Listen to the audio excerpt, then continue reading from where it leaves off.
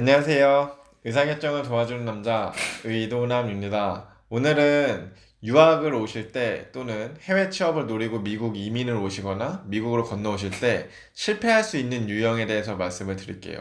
유학이라는 건 인생에 정말 큰 의사결정인데 돈도 정말 많이 들어가고 자신의 시간이 많이 들어가는 의사결정이잖아요. 근데 그 의사결정이 실패로 이어질 확률이 크다면 다시 고려해 보는 게 좋겠죠? 그래서 유학을 조금 더 성공적으로 만들기 위해서 또는 실패를 안 하기 위해서 이런 사람들의 유형은 다시 유학을 고려해 보시면 좋을 것 같다. 이 주제로 영상을 찍어 보도록 하겠습니다.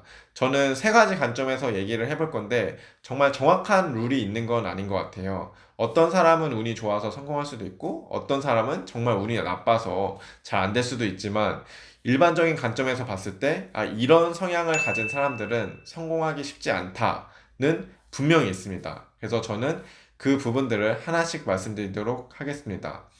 첫 번째는 바로 어중간한 생각으로 미국에 오시는 분들이에요. 대표적으로 내가 고등학생인데 인서울은 뭐 조금 간당간당 할 것 같고 아니면은 탑스쿨 뭐 스카이나 뭐 카이스트 이런 되게 탑스쿨에는 못 갈 것 같고 인서울에는 좀 비벼볼 것 같은데 뭔가 그 이후에 취업도 좀 힘들 것 같은데 집에 돈이 좀 있는 거예요. 그래서 이제 부모님이 그럼 차라리 유학을 가서 조금 더 이름 있는 대학을 가는 게 낫지 않겠냐 라고 생각해서 이제 유학을 오시는 분들이 있는데 이런 분들도 당연히 성공할 수 있겠죠. 하지만 정말 뚜렷한 목표 의식이 없으면 성공하기 힘듭니다. 한국에서 성공할 수 있는 사람들은 미국에서도 성공할 수 있다고 생각을 해요.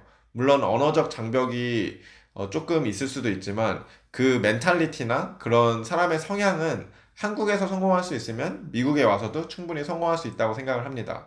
바꿔 말하면 한국에서 그렇게 성공하지 못하면 미국에 와서도 똑같이 어려움을 겪으실 확률이 있어요. 근데 저는 이거를 그냥 뭐 도피성 유학은 아니겠지만 조금 돌아가는 길이라고 생각을 하거든요. 그래서 내가 만약에 한국에 나중에 돌아올 건데 조금 영어를 잘하고 싶다. 그래서 학부를 그냥 유학을 하고 나중에 돌아오겠다. 이러신 분들은 충분히 갔다가 오셔도 되는데 현지 취업이 목표다. 나는 미국에서 장기적으로 일을 하고 싶다. 하시는 분은 이런 경우로 나오신 부분이라면은 조금 다시 생각을 해보시면 좋을 것 같습니다.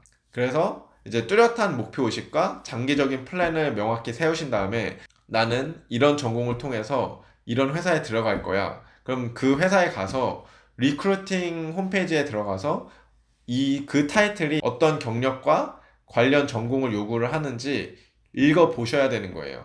나는 4년 뒤에 이 회사를 가고 싶은데 이 회사가 요구하는 조건이 이거니까 방학 동안에 인턴을 하던 뭐 조금 더 노력을 해서 이런 부분을 채워 나가야겠다. 이런 계획을 철저하게 세우셔야만 유학을 성공으로 이끄실 수 있는 가능성이 큰 것 같아요. 두 번째는 되게 독립심이 약하고 친구한테 의지를 많이 하는 성격이면은 유학에 성공하기 쉽지 않은 것 같아요. 이거는 당연한 소리일 수도 있는데, 제가 처음에 미국에 왔을 때도 저는 평생 한국에서 자랐기 때문에 친구도 없고 가족도 없었어요. 그래서 어떤 문제가 있을 때 누구한테 의지할 수가 없어서 다 혼자 해야 되는 거예요. 그게 운전면허증을 따는 것부터 시작해가지고 뭐 비자 이슈 아니면은 이사 뭐 어떤 문제가 생기든 자신이 혼자 꿋꿋이 해나가야 되는데 그런 독립심이 약하신 분들은 이거를 버텨내기가 쉽지 않은 것 같아요. 특히 제가 밤에 혼자 운전하다가 느낀 건데 내가 이렇게 밤에 운전하다가 사고가 나도 내 가족과 친구들은 아마 2, 3일 뒤에나 발견할 것 같아. 막 이런 기분이 가끔씩 들 때가 있었거든요. 근데 비슷해요. 내가 아프거나 되게 힘이 들 때, 내 주위에 아무도 없구나, 미국에. 정말 내가 미국에 있는 게 맞나? 라는 생각이 들 때가 많이 있습니다. 그러면 이제 멘탈이 무너지면서 이제 막 취업도 잘 안 되고 막 그러면 그냥 계속 무너지는 거예요. 나는 여기서 뭐 하고 있나? 근데 그거를 해결해 줄 방법이 바로 뚜렷한 목표 의식, 그리고 비전인 거죠. 그래서 다시 첫 번째 이유와 어떻게 보면 동일한데, 내가 뚜렷한 목표 의식과 장기적인 계획이 있으면 그거를 버틸 수 있는데, 그런 멘탈이 없으시면은 유학에 실패할 확률이 크다고 생각을 합니다. 그래서 어떠한 힘든 일이 있어도 정말 자신이 이거는 내 계획 속에서 충분히 이겨낼 수 있어. 이런 멘탈이 있어야 버틸 수 있다고 생각을 합니다. 세 번째는 전공이에요. 이거는 제가 조금 말하기 조심스러운 부분도 있는데, 조사한 자료에 따르면은 한국에서 유학 오신 유학생들의 80% 이상이 한국으로 다시 돌아갑니다.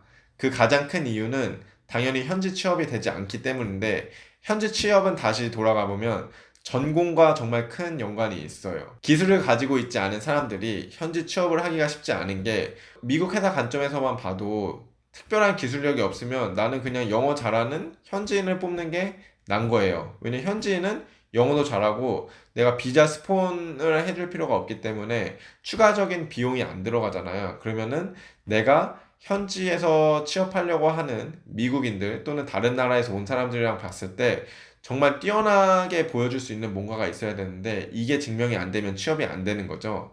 그래서 전공이 조금 불리한 전공들이 어쩔 수 없이 있습니다. 이제 대표적으로 엔지니어 전공이 아닌, 스템 전공이 아닌 직군들인데, 이런 전공을 하고 싶으신 분들이라면 조금 다시 고려해 보실 필요가 있는 것 같아요. 결정적으로 H1B, 즉 F1의 학생 비자에서 OPT, 그리고 H1B로 넘어갈 때 H1B 비자는 자신의 전공과 직접적으로 연관되지 않으면 받을 수가 없습니다.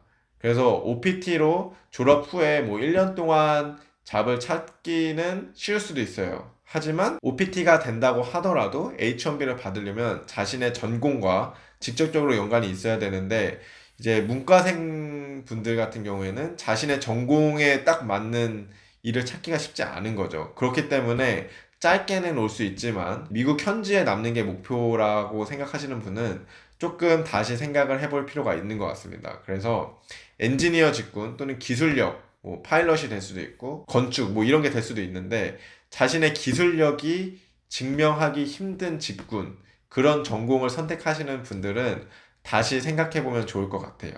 이거는 첫 번째 이유로 돌아가면은 뚜렷한 계획이랑 연관이 된 건데, 엔지니어 전공들은 그냥 엔지니어하고 정말 자신이 이제 원하고자 하는 회사에 지원해서 뭐 인터뷰만 잘 보면 되는데, 그렇지 않은 전공들은 이런 계획을 세울 수가 없다는 거죠. 그래서 다시 첫 번째로 돌아가서 나는 이런 전공을 이런 방법을 통해서 어떤 회사에 들어가고 싶다, 이런 거를 진짜 세 번, 네 번, 다섯 번 자신한테 더 깊게 들어가세요. 내가 이걸 정말 하고 싶고 가능한 일인지, 이거를 고민을 해보신 다음에 유학을 고려해 보시면 좋을 것 같습니다. 이상으로 세 가지 관점에서 말씀을 드렸는데, 뭐 다른 부분이 있을 수도 있을 것 같아요. 하지만 유학을 오시기 전에 내가 이 세 가지 유형에 속하는 사람인지 아닌지 고민을 하고 유학을 오시는 큰 결정을 내리셨으면 좋겠습니다.